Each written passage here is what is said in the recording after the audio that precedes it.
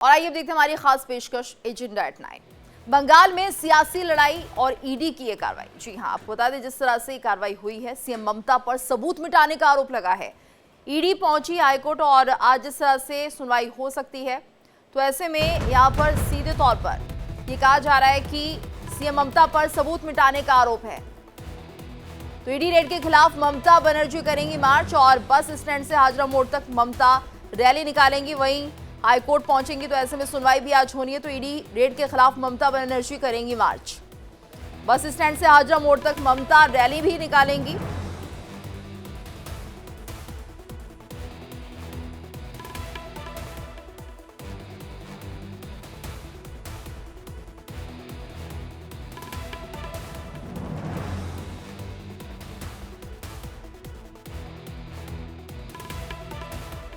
ममता पर सबूत मिटाने का आरोप, ईडी पहुंची हाईकोर्ट, आज हो सकती है सुनवाई। ईडी रेड के खिलाफ ममता बनर्जी मार्च करेंगी, तो बस स्टैंड से हाजरा मोड़ तक ममता रैली निकालेंगी। कोलकाता में आईपैक के ऑफिस पर ईडी रेड का ये मामला है।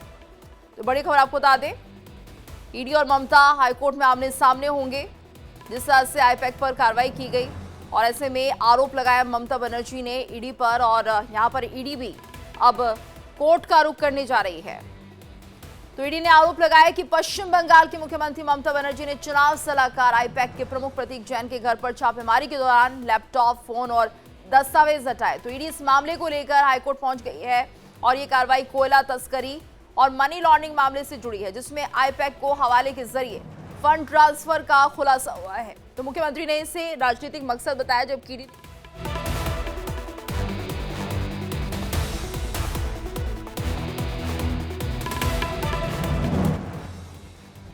बता दें आपको, ईडी ने आरोप लगाया है कि पश्चिम बंगाल की मुख्यमंत्री ममता बनर्जी ने चुनाव सलाहकार आईपैक के प्रमुख प्रतीक जैन के घर पर छापे के दौरान एक लैपटॉप, फोन और कई दस्तावेज अपने साथ ले गई है। इस मामले में आज हाईकोर्ट सुनवाई कर सकता है, जहां बनर्जी का दावा है कि छापा राजनीतिक मकसद से किया गया था।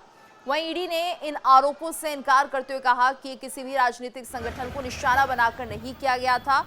ईडी ने गुरुवार को कोयला तस्करी और मनी लॉन्ड्रिंग मामले में बंगाल और दिल्ली के 10 ठिकानों पर व्यापक छापेमारी की है।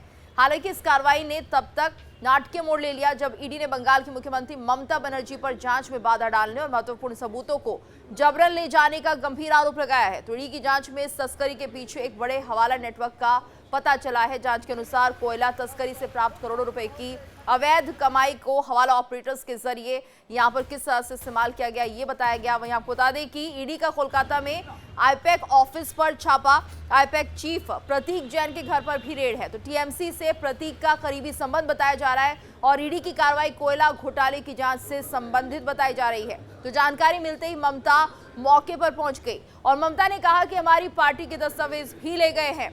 तो यहाँ पर सवाल उठ रहा है कि ममता बनर्जी आखिर यहाँ पर पहुंची क्यों थी, इसके पीछे की वजह क्या थी। लेकिन फिलहाल ये जो पूरा मामला है गर्माता हुआ दिखाई दे रहा है, राजनीतिक रूप ये मामला ले चुका है और अब हाईकोर्ट भी ये पूरा मैटर पहुंच चुका है।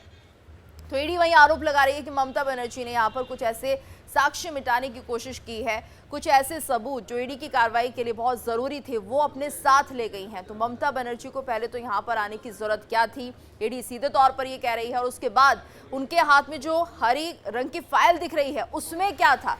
और इसी को लेकर अब ईडी सवाल भी उठा रही है कि बहुत से ऐसे साक्ष्य हैं जो कि यहाँ से हटाने की कोशिश ममता बनर्जी ने की है। तो अब देखना होगा कि जो पूरा सहयोग करने की बात कही जा रही थी ईडी को, वो मिलता है कि नहीं मिलता, और कौन से ऐसे साक्ष्य थे इस ग्रीन फाइल में जो कि ममता बनर्जी के हाथ में नजर आ रही हैं। क्योंकि जैसे ही कार्रवाई शुरू होती ईडी की, ममता बनर्जी आईपैक के ऑफिस पहुंचती है और यहाँ पर उनके हाथों में एक हरे रंग की फाइल दिखाई देती है। इसके अंदर क्या है, क्या ये वही दस्तावेज है जो कि ईडी की जांच के लिए बहुत जरूरी है, ये तमाम सवाल अब उठने लगे हैं। और हमारे साथ मेहमानों का खास पैनल भी जुड़ चुका है। हमारे साथ राम कुमार पाल जी जुड़ गए, बीजेपी के प्रवक्ता है, शेखर कुमार जी जुड़े हैं, पॉलिटिकल एनालिस्ट। आप दोनों का बहुत बहुत स्वागत है इंडिया डेली पर। तो राम कुमार पाल जी, जिस तरह से यहाँ पर ये कार्रवाई की गई आईपैक के ऑफिस में ईडी की रेड, और ऐसे में ये कहा जा रहा था कि ये सब जो है वो केंद्र सरकार के कहने पर हुआ है, ममता बनर्जी खुद पहुंच जाती हैं और यहाँ पर बाधा डालने की कोशिश करती है, आपको क्या लग रहा है, ममता बनर्जी को ऐसी क्या जरूरत आन पड़ी कि वो मौके पर पहुंच गई? जी नमस्कार आप लोगों को। नमस्कार। देखिए, हाँ, ममता जी पहुंच तो गई, लेकिन ये देश को बताए किस प्रावधान से वहां पे पहुंची, क्या कौन सा कानूनी अधिकार उनको है, और ये आईपैक कंपनी उनके टीएमसी की है क्या, यही आईपेक कंपनी है जो तमिलनाडु में भी प्रचार किया था, बिहार में भी नीतीश जी के प्रचार में थे। ये जी। तो प्रशांत किशोर द्वारा स्थापित कंपनी है IUPAC, Indian politic action committee. ये टीएमसी की तो है ही नहीं। वो कह रही थी हमारी ये आईटी सेल है। आईटी सेल कैसे है? और इसमें कोई एक माझी है जो कोयले के में बहुत बड़ा घोटाला किया और उनकी 4 दिल्ली के ऑफिसों में भी रेड हुई। वहीं से हवाले का पुरावा मिलते हुए वहां से ये आईपेक कंपनी पे रेड पड़ी। तो ये आईपेक कंपनी हवाले के पैसे के लेन देन में जानकारी ईडी को मिली, तो ईडी का इन्होंने कितना देखिए, यहाँ पे उनके ऑफिस से भी उन लोगों ने हार्ड डिस्क और फाइलें ले ली, फिर उनके घर से भी हार्ड डिस्क फाइलें उन्होंने ईडी के अधिकारियों से छीनी। अधिकारियों ने अपना लिखित बयान दर्ज कराया है, लेकिन पुलिस ही उनके साथ है तो अच्छा, कौन वहां ममता जाएगा? बनर्जी तो राम कुमार जी आरोप लगा रही हैं कि यहाँ पर ईडी ने जो है उनके डाटा निकाल लिए हैं और ये सब बीजेपी के कहने पर हुआ है। उनके उम्मीदवारों की लिस्ट हटा ली गई है, पूरी डिटेल्स जो थी वो इधर उधर कर दी गई है। आरोप ममता बनर्जी लगा रही हैं। देखिए, वो निराधार आरोप है। और जब माझी का लेन देन मिला है तो उसके लिए क्या कहेंगी? वो आईपेक कंपनी से मिला है, उसके बारे में भी तो बताएं। और वो कोई टीएमसी की आईटी सेल जो कह रही है मुख्यमंत्री प्रदेश की, वो तो प्रशांत किशोर द्वारा स्थापित कंपनी है।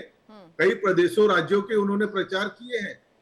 उसमें ऑफिशियल तमिलनाडु के जो प्रचार में थे 37.60 करोड़ रुपए का लेन देन है, और अनऑफिशियल तो क्या है वो भगवान ही जाने, तो ईडी जाने और सरकार जाने।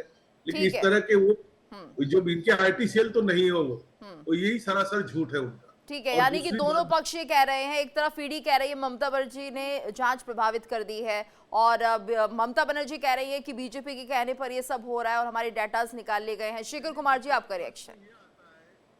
गेतु जी, ईडी का जो ट्रैक रिकॉर्ड रहा है, अभी दिल्ली में उन्होंने शराब घोटाला करके Arvind Kejriwal, deputy chief minister, Rajya Sabha सांसद सब जेल पहुंच गए।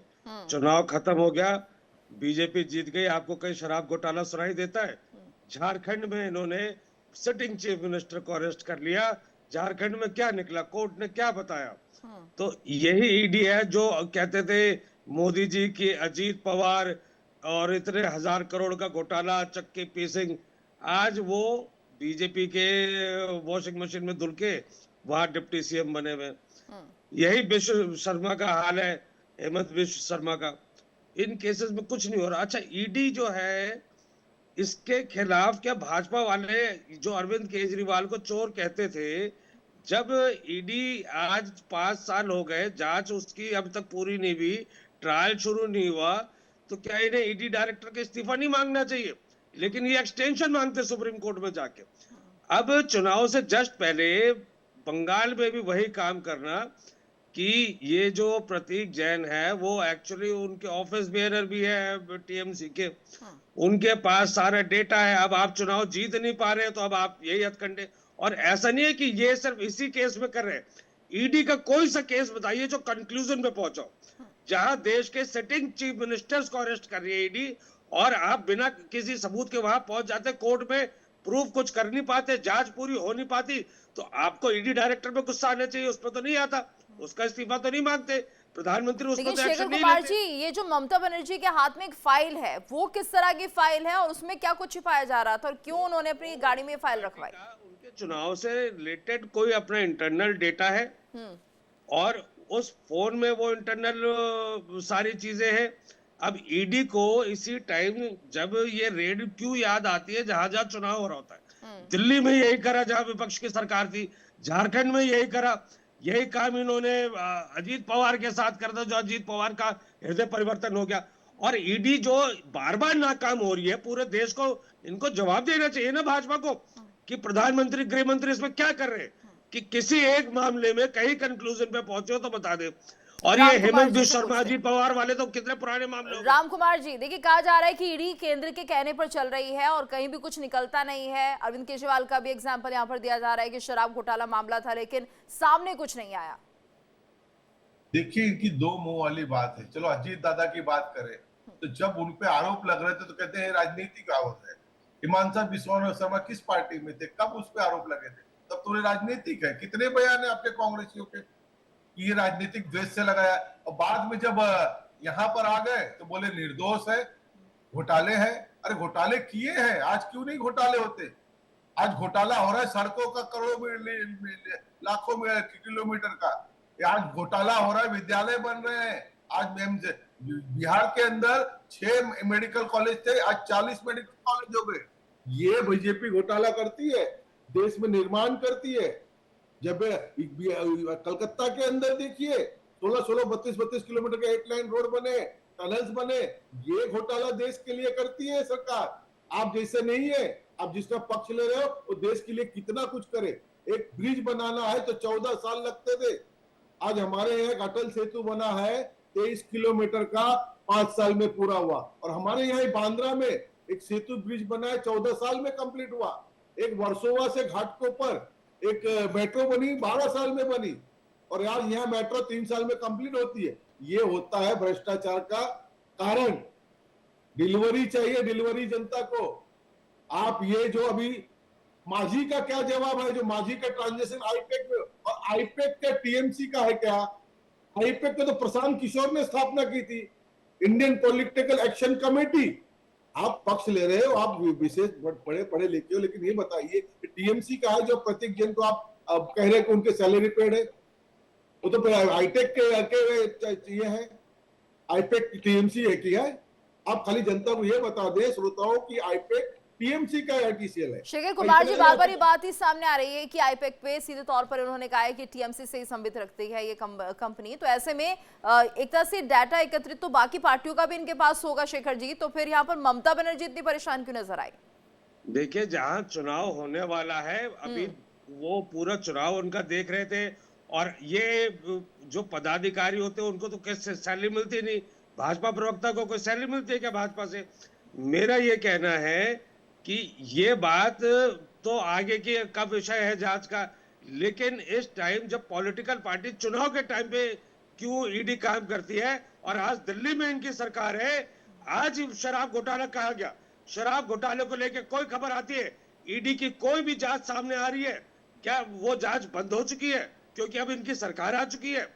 आप हेमंत सोरेन वाली बात में आ जाइए, क्या इन्होंने ईडी ने अपील करी, कहां गई? कुछ नहीं हुआ। आपको चुनाव था, चुनाव के टाइम पे ईडी लेकर आ जाते, और उसके बाद अगर नेता का हृदय परिवर्तन हो गया तो वो नीट एंड क्लीन हो जाता है, और वरना आप जेल में डाल देते, आप उसके चुनाव को प्रभावित करते। आप शराब घोटाला करके एक सिटिंग चीफ मिनिस्टर अंदर करा था आपने। आपको शर्म नहीं आ रही कि जब आपसे ईडी से जवाब नहीं मांगा क्या कि उसकी बेल क्यों हुई? अगर वो दोषी था, अगर वो करप्ट सीएम था, तो आपको उस ईडी डायरेक्टर के खिलाफ कदम नहीं उठाना चाहिए था कि अब 4 साल हो गए और कोर्ट इसी बिना पर, बेल इसी बिना पर दे रहा है कि आप लोगों को अंदर बंद करके उनकी बेल नहीं होने दे रहे, और कब तक नहीं होने देंगे? तो आपको जवाब मांगना चाहिए। आपने आज तक ईडी से जवाब मांगा? राम कुमार जी, गृह मंत्री कहते हैं हमने कोई केस बंद नहीं करा वॉशिंग मशीन वाले नेताओं का। राम कुमार अरे बंद नहीं करा तो आपने पहुंचाया भी कहां? देखिए, इस ईडी की क्या क्रेडिबिलिटी? आप एक केस बता दें। डिबेट आज कलकत्ता पे है, तो इनको कलकत्ता के मुद्दों पर जवाब देना चाहिए। यहाँ वहां भटका रहे हैं। आज जो सीबीआई का कंसेंट प्रेजेंट सरकार ने 2020 में खींच लिया है कि संवैधानिक है, इस संविधान के दायरे में आता है, और किस प्रावधान से, किस कानून से वो वहां पे ईडी की फाइलें छीन के लेके आई, उन्होंने हार्ड डिस्क ले ली, किस कानून से? ये बताया जनता को, जनता को बताया नरेश को। सिर्फ संविधान की बात करना और संविधान की बुक ऐसे लाल लाल दिखाना, उससे संविधान संभलता नहीं है। संविधान कार्य करना पड़ता है। ये किस प्रावधान से मुख्यमंत्री हैं, लेकिन किस प्रावधान से उन्होंने छीना, ये देश को पता है। या आप उनके प्रवक्ता बन रहे तो आप बताएं। आप तो मेरे बड़े भाई राजनीतिक सलाहकार है, लेकिन सही ज्ञान तो दीजिए। आपको क्या लेना देना? आपको क्या राज्यसभा मिल रहा है? आप सही बात रखिए, अपना ज्ञान का सही प्रयोग कीजिए। लोकतंत्र की जिस प्रकार से आप लोग हत्या कर रहे हैं, ऐसे चलेगा? सीबीआई कंसेंट निकाल दिया 2020 में, को खतरे में डालते हैं इस तरीके की बात करके अपना पॉलिटिकल एजेंडा। ये तो सरकार है, ये अपने पेशेंस कर रही है। जिस दिन राष्ट्रपति शासन लगाएगी उस दिन चिल्लाना नहीं, जिस दिन राष्ट्रपति शासन लगे उस दिन चिल्लाना नहीं, जब जवाब देना बराबर। अरे जवाब आपको देना कि ईडी, हाँ, हम दे रहे हैं जवाब। किस कानून से उन्होंने इसको रोका, किस कानून से फाइलें छीनी, हमें प्रावधान बताएं। हम अज्ञानी हैं, हमें बताएं किस ज्ञान दीजिए हमको ज्ञान दीजिए ना, किस प्रावधान से मुख्यमंत्री ने इस फाइलों को लेकर गई। आपको ज्ञान मैं देता हूँ, मैं दीजिए दीजिए, हाँ, सच दीजिए। लेकिन संस्था का इस्तेमाल कर रहे हैं। शेखर जी, एक बात ये भी देखिए सर यहाँ पर कि देखिए जिस तरह से ममता बनर्जी तो कह रही हैं गलत हुआ, लेकिन वो जो करती हुई दिखाई दे रही है क्या वो सही था?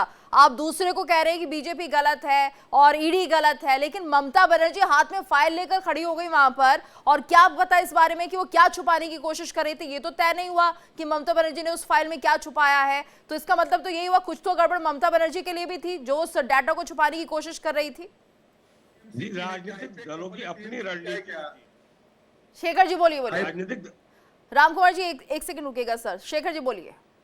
राजनीतिक दलों के अपने रणनीतिक चीजें होती हैं, जो डेटा उनके पास है। अमित शाह जी के पास कोई रास्ता नहीं बचा। इसके लिए जहां चुनाव होते हैं इस तरीके से वो लगातार, यानी ममता बनर्जी अगर इतने सालों से सत्ता पर है तो वो भी इसी तरीके से सत्ता पे बनी हुई है, आपका कहना ये है? झारखंड में हुई और इनके पास ठीक है। रामकुमार जी 30 सेकंड्स में आपका जवाब।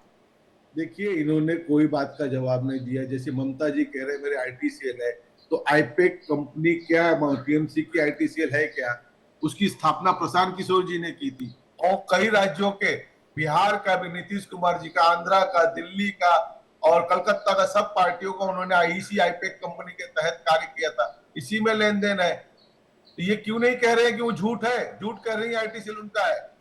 चलिए ठीक है, मामला अब हाईकोर्ट पहुंच चुका है। ईडी और ममता बनर्जी आमने सामने होंगी, उन्होंने क्यों ऐसा किया उनको जवाब देना होगा, और ईडी पर जो आरोप ममता बनर्जी लगा रहे हैं वो भी सब साबित हो जाएंगे। धन्यवाद करना चाहेंगे आप दोनों का हमारे साथ इस चर्चा में जुड़ने के लिए।